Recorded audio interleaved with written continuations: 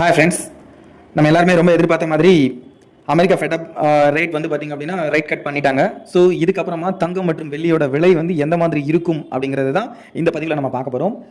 So ஆக்சுவலாக வந்து நேற்று நைட் வந்து அமெரிக்கா ஃபெட் ரேட் வந்து பார்த்திங்க அப்படின்னா ரேட் கட் பண்ணுறதா அனௌன்ஸ் பண்ணிட்டாங்க. ஸோ அதுக்கப்புறமா வந்து பார்த்திங்க அப்படின்னா இம்மீடியட்டாக கோல்டோட ரேட் வந்து இந்த டாலரில் நல்ல பீக்கில் தான் போச்சு. ஸோ அதுக்கப்புறமா வந்து பார்த்திங்க அப்படின்னா கொஞ்சம் அந்த நிலையை பிடிச்சி ஸோ இப்போ வந்து ஆல்மோஸ்ட் ஓரளவுக்கு அப்பர் சர்க்யூட்லேயே தான் இருந்துட்டு இருக்கான். ஸோ இப்போ வரைக்கும் ஒரு பெரிய அளவில் வந்து வீழ்ச்சி அப்படின்ற ஒரு விஷயம் இல்லை. கோல்டு வந்து பார்த்திங்க அப்படின்னா தொடர்ச்சியாக மேலே தான் இருக்கான். ஆனால் மந்த நிலை அப்படின்றது கோல்டு கிட்டே இருக்குது. ஸோ ஏன்னா லாஸ்ட் ஒரு 1 மந்த் மந்தமாக தான் இருக்குது. ஸோ அதே மந்த நிலையில் தான் இருந்துட்டு இருக்கு. ஸோ இதுக்கு இடையில அனௌன்ஸ்மெண்ட் வந்திருக்கிறதுனால, அதாவது வட்டி குறைப்பு நடந்துறதுனால இதுக்கு அடுத்து தங்கம் மற்றும் வெள்ளியோட நிலைமை எப்படி இருக்கும், அதோட விலை என்ன மாதிரி இருக்கும் அப்படிங்கிறத நம்ம டீட்டெயிலாக பார்க்கலாம். ஸோ ஆக்சுவலாக வந்து இவங்களோட அமெரிக்காவோட ஃபெடரல் பேங்கோட இந்த வட்டி குறைப்பு நடவடிக்கை வந்து பார்த்திங்க அப்படின்னா உலக அளவில் தங்கம் மற்றும் வெள்ளியோட விலையில் வந்து கண்டிப்பாக பெரிய தாக்கத்தை வந்து இப்போ வரைக்கும் ஏற்படுத்தலை. பட் ஆனால் ஷோராக ஏற்படுத்தும் தான். இந்த வீக்கில் நெக்ஸ்ட் வீக்கில் மிகப்பெரிய தாக்கத்தை வந்து கண்டிப்பாக ஏற்படுத்தும்.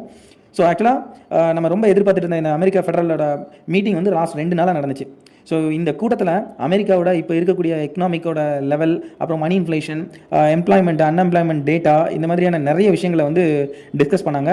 ஸோ இந்த கூட்டத்தில் எடுக்கப்பட்ட முடிவுகளை வந்து பார்த்திங்க அப்படின்னா நேற்று வந்து நைட் வந்து தலைவரான அவர் ஜெராம் பவுல் வந்து வெளியிட்டார். ஸோ அவர் வந்து என்ன சொல்லியிருந்தார் அப்படின்னா 25 பேசிஸ் பாயிண்ட்ஸ் வந்து நாங்கள் வந்து ரேட் கட் வந்து பண்ணுறோம் அப்படின்னு சொல்லிட்டு அவர் வந்து அனௌன்ஸ்மெண்ட் கொடுத்திருந்தாரு. ஸோ ப்ரீவியஸாக வந்து பார்த்திங்க அப்படின்னா 3.75 4% அப்படின்னு சொல்லிட்டு இருந்த ஃபெடரல் பேங்கோட வட்டி விகிதமானது ஸோ இப்போ வந்து பார்த்திங்கன்னா 3.5 to 3.75 அப்படின்ற ஒரு ரேஞ்சில் வந்து இருக்கும் அப்படின்னு சொல்லி அனௌன்ஸ் பண்ணியிருக்காங்க. ஸோ அதாவது நாட்டோட எக்கனாமி வந்து பார்த்திங்கன்னா ரொம்ப மந்த நிலைக்கு போகக்கூடிய ஒரு சுச்சுவேஷனை வந்து அவாய்ட் பண்ணோம் அப்படின்றதுக்காக நாங்கள் இந்த முடிவை எடுத்திருக்கோம் அப்படின்னு சொல்லிட்டு ஃபெடரல் பேங்கோட தலைவர் வந்து சொல்லியிருக்காரு.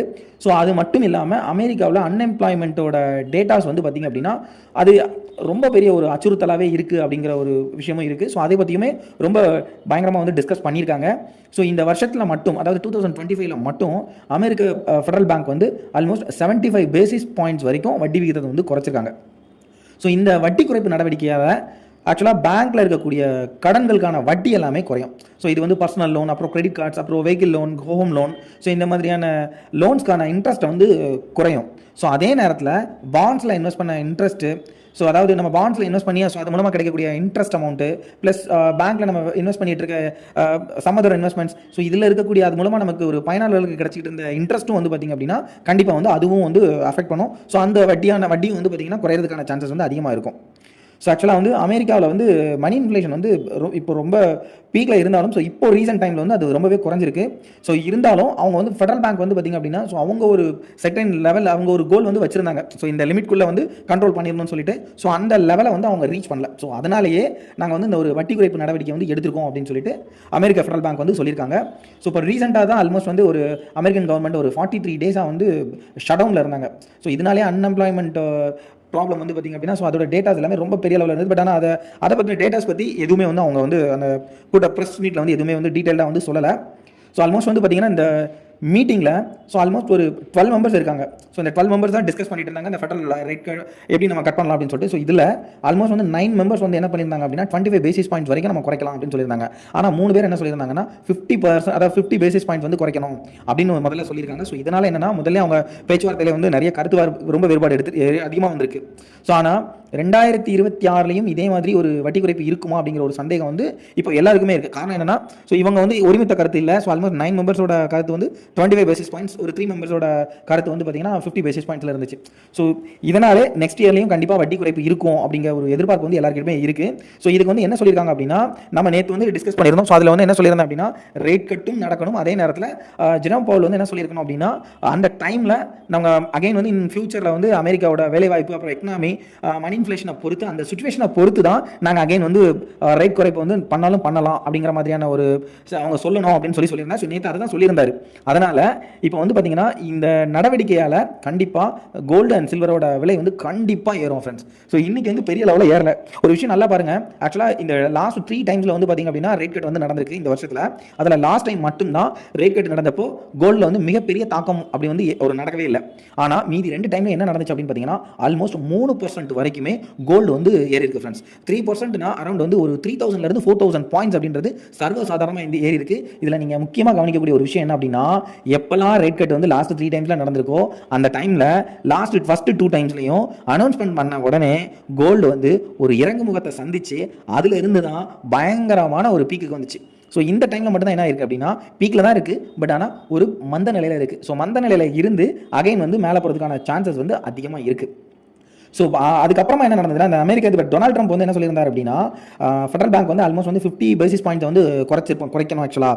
ஆனால் அவங்க வந்து 25 பேசிஸ் தான் குறைச்சிருக்காங்க அப்படின்றது வந்து நான் எக்ஸ்பெக்ட் பண்ணதை விட ரொம்ப கம்மியாக தான் இருக்குது. பட் ஆனால் 50 பேசிஸ் பாயிண்ட்ஸ் வந்து குறைச்சிருந்தாங்க அப்படின்னா உலகத்திலே ரொம்ப லீஸ்டான ரேட் ஆஃப் இன்ட்ரெஸ்ட் வந்து நம்மளது தான் அப்படின்னு சொல்கிற அளவுக்கு வந்திருக்கும். பட் ஆனால் அது வந்து இந்த டைமில் பாசிபிள் இல்லாமல் போயிடுச்சு அப்படின்னு சொல்லியிருக்காரு. ஆனால் நெக்ஸ்ட் இயரில் இதே மாதிரியான வட்டி குறைப்புக்கு வந்து வாய்ப்பு இருக்குமா இல்லையாங்கிறது தெரியல. ஆனால் கண்டிப்பாக வட்டி உயர்வு மட்டும் இருக்காது அப்படின்னு சொல்லிட்டு ஸோ அங்கே இருக்கிற மெம்பர்ஸ் எல்லாமே வந்து நம்பிக்கையாக சொல்லியிருக்காங்க.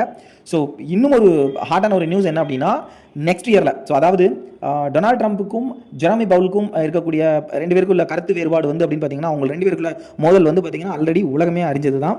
ஸோ இப்போ என்னன்னா, ட்ரம்ப் வந்து முன்னாடியே 50 பேசிஸ் பாயிண்ட்ஸ் ரேட் நம்மளோட ஃபெடரல் ரேட்டை வந்து ஆல்மோஸ்ட் ரொம்ப லீஸ்ட்டாக குறைக்கணும் அப்படின்னு சொல்லிட்டு முன்னே அவர் சொல்லிட்டு இருக்காரு.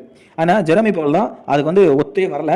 மேபி அவர் டொனால்ட் ட்ரம்ப் சொன்னதுக்கு மாதிரி ஜெரமி பவுல் மட்டும் ரேட் ஆஃப் இன்ட்ரெஸ்ட் வந்து இன்னும் ரேட் கட் மட்டும் பண்ணியிருந்தாங்க, ஒரு 0.5% வந்து பேசிஸ் பாயிண்ட்டை குறைச்சிருந்தாங்க அப்படின்னா கோல்டும் சில்வரும் உலகத்தில் நம்ம நினச்சே பார்க்க முடியாத அளவுக்கு மிகப்பெரிய அளவில் ஒரு உயர்வை வந்து கண்டிப்பாக சந்திச்சிருக்கும்.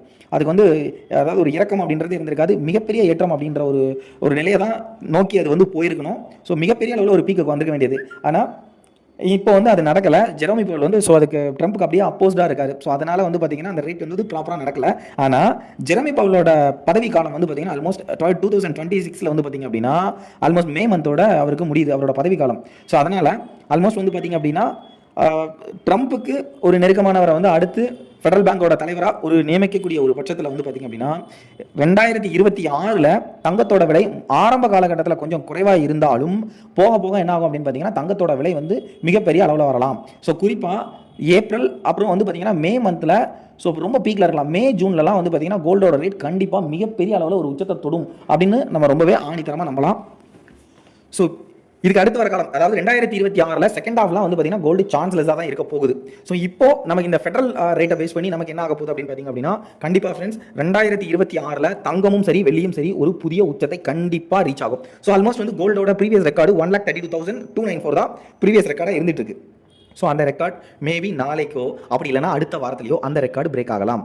சில்வர் 2 lakh அப்படின்ற ஒரு மிகப்பெரிய உச்சத்தை வந்து பார்த்தீங்க அப்படின்னா இந்த வருஷத்துக்கு முன்பாகவே கண்டிப்பாக படைச்சிரும் அப்படின்ற ஒரு நம்பிக்கை வந்து நம்ம வைக்கலாம். ஸோ ரெண்டுக்குமே ஒரு எண்ட்லெஸ்ஸாக ஒரு பீக்கான ஒரு மொமெண்டம் வந்து பார்த்தீங்க அப்படின்னா கண்டிப்பாக போகும். ஸோ இன்றைக்கி ஒரு மந்த நிலையில் இருக்குது.